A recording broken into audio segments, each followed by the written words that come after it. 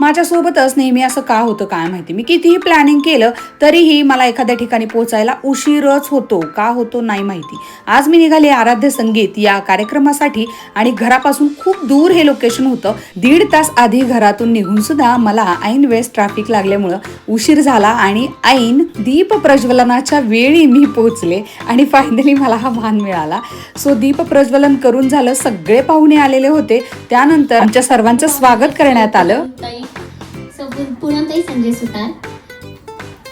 महिलांसाठी एक उभं केलेलं भव्य व्यासपीठ म्हणजे फेसबुक ग्रुप आहे एक सखी महिलांसाठी असा. 4 लाख महिला त्या ग्रुपमध्ये आहेत. त्या ग्रुपच्या त्या ॲडमिन आहेत. आपण साधा एक 10-15 लोकांचा ग्रुप मॅनेज करायचं म्हटलं अवघड असतं. 4 लाख महिला या कशा मॅनेज करतात, खरंच कौतुक आहे. पूनमताई सुतार सखी ग्रुपच्या संस्थापक आहे, मुख्य प्रशासक आहे आणि एक जिद्दी व प्रेरणादायी व्यक्तिमत्व आहे. त्या व्यावसायिक ब्युटिशियन सुद्धा आहेत. ABTC इंडिया सर्टिफाईड थेरपिस्ट सुद्धा आहे. 2 मुलांच्या आई आहे. त्यांचा एकच उद्देश आहे, प्रेमळ स्त्री आत्मनिर्भर आणि सक्षम व्हावी.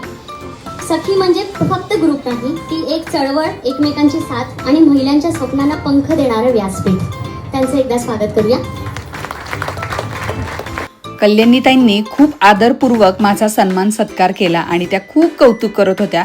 थँक्स फॉर दिस इन्व्हिटेशन आणि तुम्ही जे काय सत्कार आदर केला त्याबद्दल खूप खूप मनापासून धन्यवाद. त्यानंतर संगीताला सुरुवात झाली आणि खूप सारे त्यांचे विद्यार्थी, पालक आणि ऑब्व्हियसली मंगेश सर यांच्या आवाजाने आम्हाला अगदी मंत्रमुग्ध करून टाकला. विशेष म्हणजे एवढ्या गडबडीत सुद्धा सावलेनी शर्वीसाठी त्यांनी खाऊ दिला. हे मला खरंच भारी वाटलं. त्यांना सर्टिफिकेट वगैरे वाटण्यात आले, ट्रॉफीज देण्यात आले आणि सुंदर कार्यक्रम पार पडला.